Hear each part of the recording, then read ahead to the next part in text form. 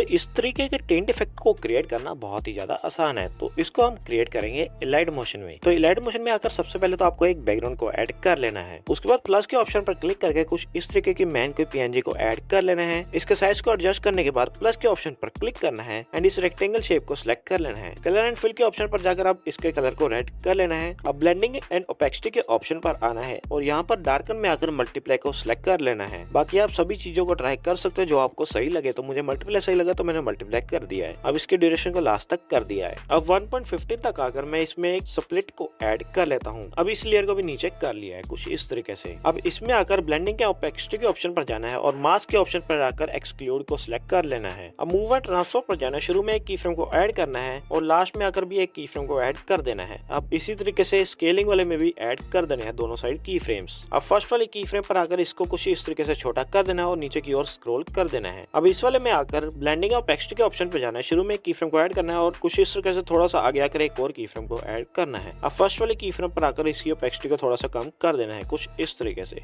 अब यही वाले पोजीशन पर आकर रेक्टेंगल पर जाना है और इसमें ओपेसिटी पर आकर यहाँ पर की फ्रेम को ऐड कर देना है। अब थोड़ा सा आगे एक और की फ्रेम को ऐड करना है और इसको 0 कर देना है कुछ इस तरीके से। तो ये हमारा कुछ इस तरीके से क्रिएट हो चुका है। अब आप इसको सेव कर सकते हो and here the final result.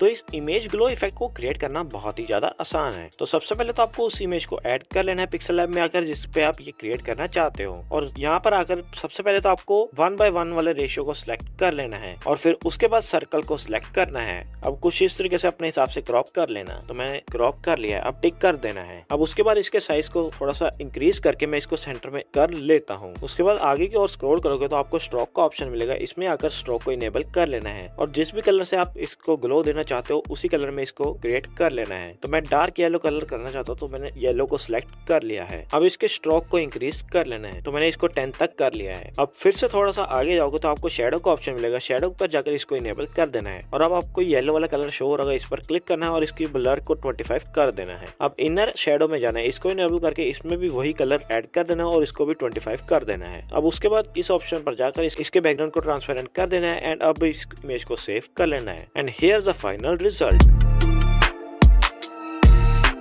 तो ये लास्ट ट्यूटोरियल देखने से पहले अगर आपको वीडियो जरा सी पसंद आई तो वीडियो को लाइक एंड चैनल को सब्सक्राइब जरूर से कर देना।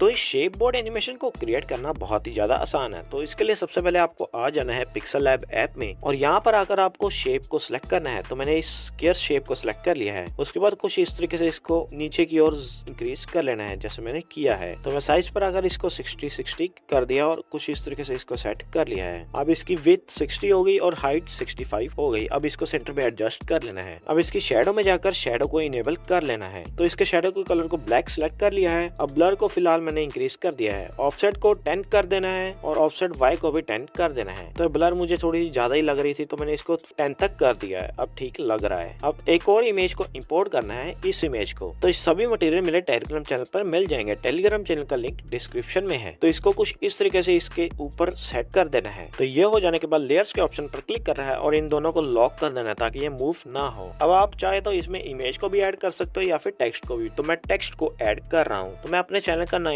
ही लिख रहा हूँ। तो मैंने शेडो लिख लिया टेक्स्ट में। अब मैं इसके फॉन्ट वगैरह को सिलेक्ट करके इसका कलर ब्लैक कर देता हूँ और इसको बीच में इसके एडजस्ट कर लेता हूँ। तो ये हो जाने के बाद हमें इसके बैकग्राउंड को ट्रांसपेरेंट करके इस इमेज को सेव कर लेना है एंड इसी तरीके से आप जितनी मर्जी इमेज को क्रिएट कर सकते हो। ये क्रिएट हो जाने के बाद हमें चले जाना है इलाइट मोशन में और यहाँ पर आकर आपको एक बैकग्राउंड को ऐड कर लेना है। तो मैंने इस बैकग्राउंड को ऐड कर लिया है और इसकी ड्यूरेशन को भी थोड़ा बहुत इंक्रीज कर लिया है। अब आपको ने जो सा ये पीएनजी क्रिएट किया है उसको ऐड कर लेना है। अब मूव एंड ट्रांसफॉर्म पर जाकर इसके साइज को एडजस्ट कर लेना है और पोजीशन को भी सेट कर लेना है। अब रोटेट में आकर मैं इसको 3 डिग्री तक रोटेट कर लेता हूँ। अब ये हो जाने के बाद दूसरी इमेज को भी ऐड कर लिया है। इसके भी साइज को एडजस्ट करके बीचों बीच एडजस्ट कर देना है और इसी तरीके से तीसरी को भी। तो मैं फटाफट से कर लेता हूँ।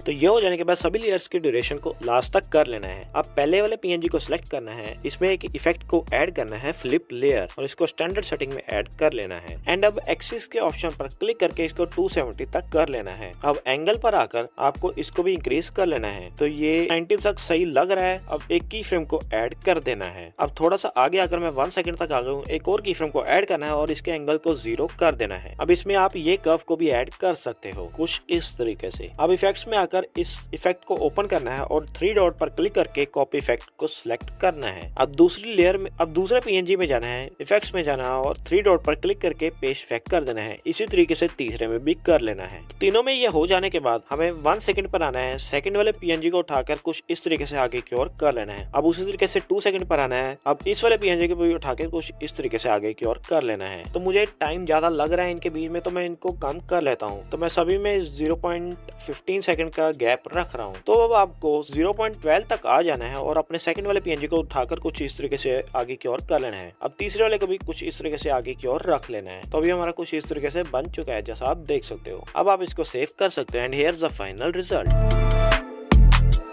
तो अगर आपको वीडियो जरा भी पसंद है तो वीडियो को लाइक एंड चैनल को सब्सक्राइब जरूर से करते जाना, क्योंकि इसका पार्ट 2 जल्दी ही आने वाला है, जिसमें मैं ऐसे ही थिंकपैड के और भी वीडियोस के ट्यूटोरियल को कवर करूंगा। एंड अगर आपको कोई स्पेशल ट्यूटोरियल चाहिए किसी भी यूट्यूबर का, तो मुझे कमेंट सेक्शन में जरूर से बता देना, मैं उस पर भी ट्यूटोरियल जरूर से ला दूंगा। अब मिलेंगे। Thanks for watching.